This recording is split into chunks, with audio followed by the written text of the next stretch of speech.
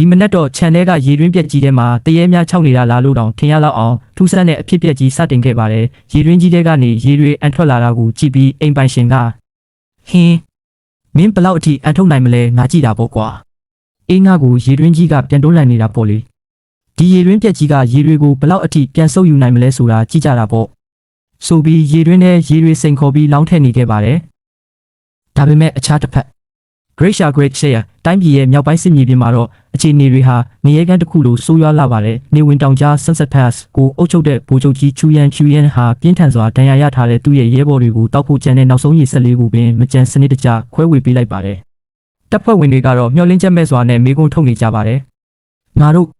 ဘယ်လောက်အထိဆက်တောင့်ခံနိုင်တော့မှလဲ။တောက်သုံးရီထောက်ပံ့မှုတွေအားလုံးလုံးဝပြတ်တောက်သွားခဲ့တယ်လို့စခန်းထဲကရေတွင်းဟောင်းကြီးကလည်းအောက်ခြေထိခြောက်သွေ့သွားခဲ့ပါပြီ။ဒါကိုမြင်တဲ့စစ်တီတွေကဗိုလ်ချုပ်ငါတို့ဒီအတိုင်းထိုင်ကြည့်မနေပဲရန်သူဝိုင်းပတ်မှုကိုစုံစားပြီးရိုက်ခွဲထွက်ကြရအောင်လို့အသေးအတန်အကြံပြုကြပေမဲ့ဗိုလ်ချုပ်ချူယန်ကတော့ခက်ထန်စွာနဲ့ပဲပြန်ပေးလိုက်ပါတယ်ရိုက်ခွဲထွက်ရအောင်ငါတို့ကဘဲကိုထွက်သွားရမှာလဲနေဝင်တောင်ကြားရဲ့နောက်ွယ်မှာငါတို့ကာကွယ်ပေးရမယ့်ပြည်သူ3သိန်းရှိနေတာလေမင်းတို့ကငါ့ကိုစစ်မြေပြင်ကနေစုပ်ခွာပြေးခိုင်းနေတာလားရဲဘော်တယောက်ကမျက်ရည်ဆက်လက်နဲ့တောင်းပန်လိုက်ပါတယ်ဒါပေမဲ့ဗိုလ်ချုပ်ရဲ့မနှက်ဖြန်မနှက်နေထွက်လာတာနဲ့အမျှရဲဘော်တွေရင်ငတ်ပြီးတယောက်တေကုန်ကြတော့မှာပါဒီအခါမှာတော့ဗိုလ်ချုပ်ကြီးချူယန်ဟာရင်းနှီးစရာပြတ်သားတဲ့အမိန့်တစ်ခုကိုထုတ်ပြန်လိုက်ပါတော့တယ်။ငါအမိန့်ကိုသတင်းပို့လိုက်ကြ။စစ်မြင်းတွေကိုတတ်ပြီးသူတို့ရဲ့သွေးကိုတောက်ကြ။ဒီနေ့ငါတို့အားလုံးဒီမှာတည်းသေဆုံးသွားခဲ့ရင်တော့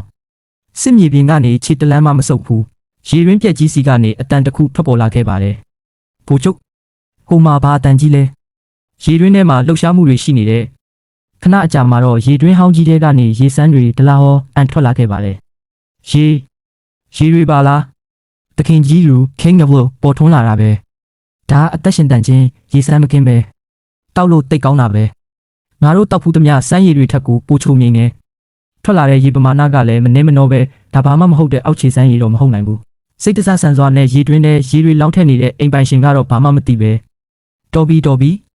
ဒီထက်ပိုပြီးရေတွေပြည့်ရှံသွားရင်အိမ်ငါစီမံခန့်ခွဲရေးအဖွဲ့ကငါ့ကိုလာပြဿနာရှာတော့မယ်ဟေ့ရေတွင်းထဲရေပြည့်ပြီလားအကြောင်းပြန်ပါဦးဟေ့ရေပြည့်ပြီလားလို့ရေတွင်းအောက်ခြေကနေထွက်ပေါ်လာတဲ့အတန်ကြောင့်စစ်တီတွေအံ့ဩမြင်သက်သွားကြပါတယ်ဗိုလ်ချုပ်ရေတွင်းထဲမှာတယောက်စကားပြောနေတာပါလားဒါနတ်ဖျားပဲဖြစ်ရမယ်စိတ်တဆဆန်တဲ့ရေနဂါမင်းကြီးကငါတို့ကိုရေပေးသနာပြီးကိုထင်ပြနေတာပဲရေတွင်းအောက်ခြေမှာစုဝေးနေတဲ့နတ်ဖျားကြီးများခင်ဗျာဘယ်နတ်ဖျားဖြစ်တော်မူပါတလဲခေါ်ဗျာဗိုလ်ချုပ်ကြီးချူယန်ကိုယ်တိုင်ရေတွင်းရှိမှဒူးထောက်လိုက်ပြီးနေဝင်တောင်ကြားမြို့ဆောင်ဗိုလ်ချုပ်ချူယန်မှာမြို့ထဲကစစ်တီနဲ့ပြည်သူများအားလုံးကိုကိုစားပြုပြီးငါတို့စီရေစက်တွေပေးသနာလို့နတ်ဖျားကြီးကိုဥတိုက်ကြော့လိုက်ပါတယ်အိမ်ပိုင်ရှင်ကတော့ကြောင်အနဲ့ဘာတွေလဲကွာနေဝင်တောင်ကြားမြို့ဆောင်ဗိုလ်ချုပ်ဟုတ်လားဟေ့ငါပြောတာကြားရလားဘာနတ်ဖျားလဲဟာငါကဒီချန်ရဲ့အိမ်ပိုင်ရှင်ပါကွာမင်းတို့ကရောဘာတွေလဲချူယန်ကတော့ရိုသေစွာနဲ့အိမ်ငါးနဲ့ရေတွင်းများကိုစီမံခန့်ခွဲသောနတ်ဖျားကြီးအားသတင်းပို့အပ်ပါတယ်တပည့်တော်ချူယန်ဟာ Great Share တိုင်းပြည်ရဲ့မြောက်ပိုင်းနယ်စပ်မှာလူတိုင်းတပ်တွေရဲ့ဝိုင်းပတ်ပိတ်ဆို့ခြင်းခံနေရတဲ့မျိုးဆောင်ဗိုလ်ချုပ်ပါဒီမိုးကောင်းကင်ရေစက်တွေကိုပေးသနာပြီးငါတို့ရဲ့အသက်တွေကိုကယ်တင်ပေးတဲ့အတွက်နတ်ဖျားကြီးကိုကျေးဇူးထူးတင်ရှိပါတယ်ဒီတော့မှအိမ်ပိုင်ရှင်ကြီးအခြေအနေကိုသဘောပေါက်သွားပြီးရင်သက်ရှုမောသွားပါတော့တယ် Great Share တိုင်းပြည်ရဲ့မြောက်ပိုင်းနယ်စပ်ဟုတ်လားဟာဒိမ့်မက်ကြီးပဲဒီရေတွင်းကြီးကအချိန်ဆက်ဝန်းကိုကျော်လွန်သွားတဲ့ထိုင်ဖိုးတော်ဂိတ်ပေါက်ကြီးဖြစ်နေတာလားဒါနဲ့ဟေ့ငါအောက်ကိုပစ္စည်းတစ်ခုချပေးလိုက်မယ်ကောက်ယူပြီးကြည့်လိုက်စမ်းချူယန်ကတော့ဝမ်းသာအားရဖြင့်နတ်ဖျားကြီးပေးသနာတဲ့လက်ဆောင်တော်ပဲအိမ်ပိုင်ရှင်ချင်းချမ်းချပေးလိုက်တဲ့ plastic ခွက်လေးကိုဗိုလ်ချုပ်ချူယန်ကောက်ယူလိုက်တဲ့အခါမှာတော့အံ့ဩလွန်းလို့ပါဇက်အဟောင်းသားဖြစ်သွားခဲ့ပါတယ်ဟာတိတ်ပုတ်ပါလားဒါဘလို့နတ်ဖျားသုံးတံမဏိမျိုးလဲတိတ်ပုတ်ပြီးလုံးဝကိုချုံးမွေ့နေတာပဲရဲဘော်တို့မင်းတို့ရောဒီခွက်ကိုမြင်ကြရဲ့လားမြန်